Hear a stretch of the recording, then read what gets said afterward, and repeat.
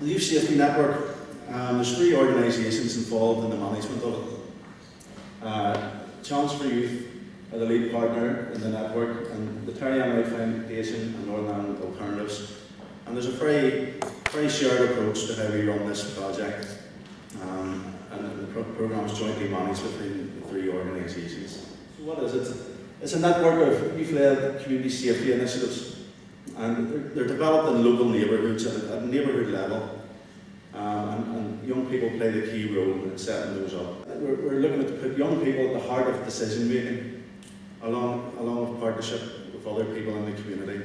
This isn't young people at the exclusion of other members of the community. This is young people as part of the community. And to date, we have local partnerships set up in Coal Island, in the Greater Shankill area, in Northside, which is Greater New Lodge area, and Bangor.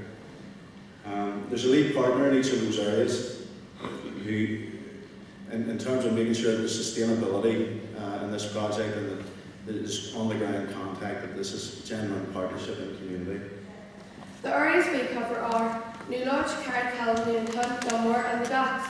These are all areas of North Belfast. Our partnership is made up of young people, youth workers and parents in the area. The Northside Partnership have carried out a lot of research in our area to find out what the issues are for residents around the safety of children and young people.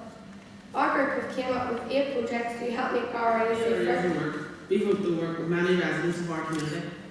We will run an internet safety programme for the local parents and primary school children.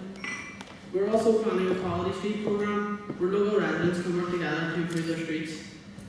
Our festival sports programme will take place during the first 2 weeks of August and will include non-traditional sports activities such as the Great North Pram Push and the Miracle Made Swim Challenge, where we can help raise money for charity. We will work amongst other agencies, local sports providers and volunteers to create a programme which will encourage residents of all ages to play sports together. My name is Danielle. I live in Kirkcaldy. Our estate is mainly a loyalist area, and it is situated about 3 miles west of Bangor Town Centre. The area is bounded by 2 major roads, the West Circular Road on the east and the Belfast Road on the west. Kirkcaldy is the 3rd largest estate in Northern Ireland. There are about 2,826 people living in Kirkcaldy estate, including over 800 young people under the age of 18. The estate was built between the 1960s and 1980s to rehouse people displaced from the inner city areas of Belfast. I would like to introduce Aaron, who is going to tell you about his experience.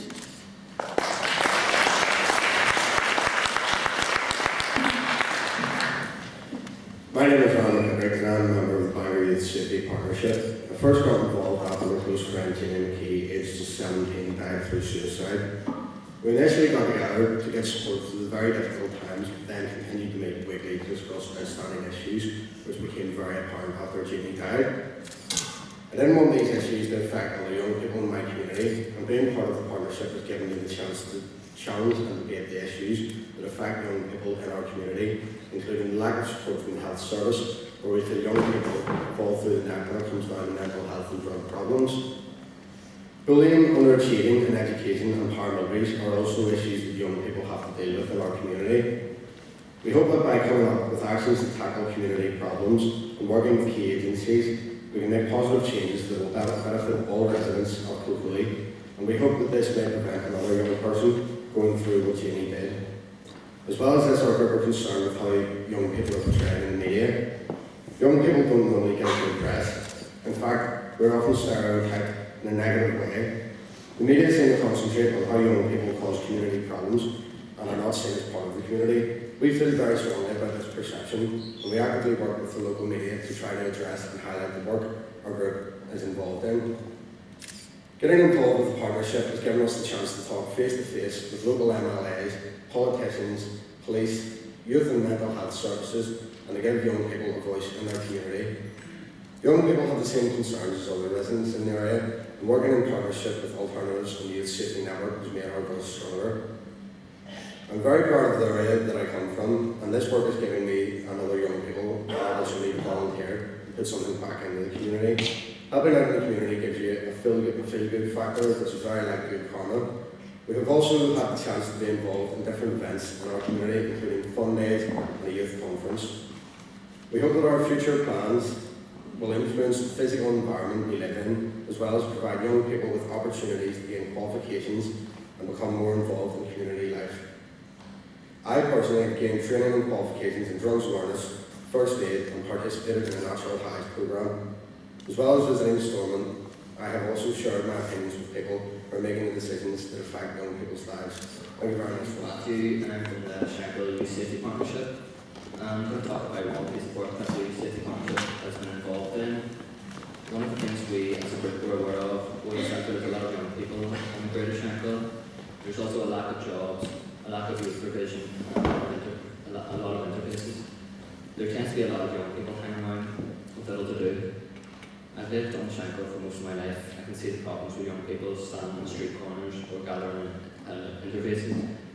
After group discussions, we decided that the Youth Safety Partnership needed to do detached youth work training to enable us to engage with these hard to reach young people.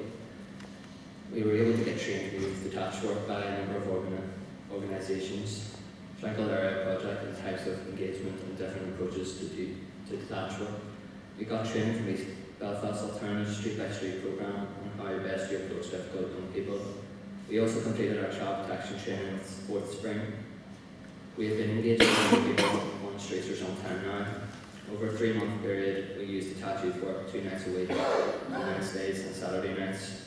During this time, we engaged with over 300 young people on a wide range of issues such as alcohol, drugs, interface and violence issues.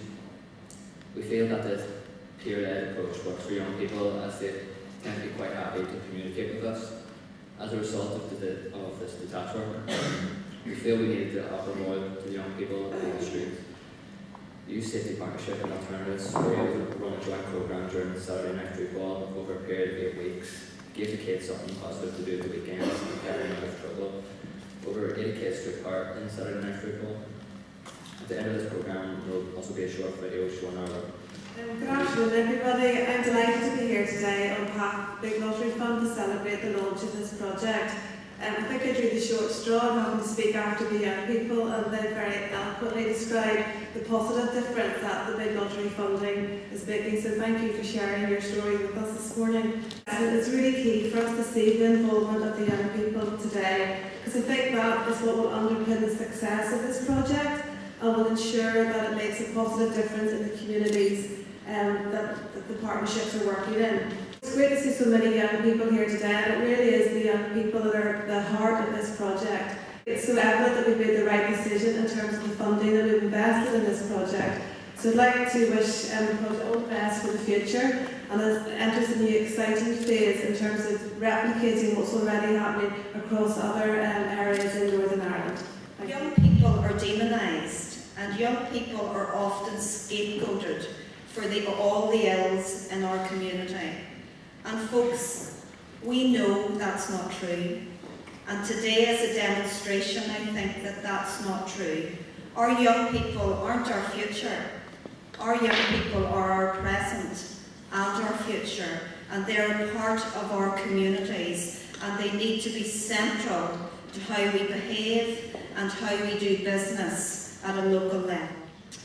Today I'm really happy to ask Alison Fraser to come and present some certificates. And some of the young people that's involved in the Youth Safety Network, they have been presented with reaching their 100 Hours Award. The first name is Charlie McAdams.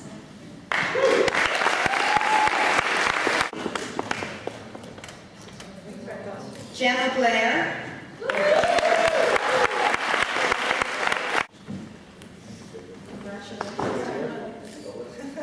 Gary Dugan.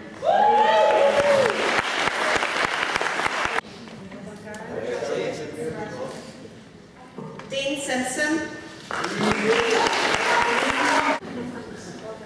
Congratulations. Billy Joe Kitson. And Craig Chapman.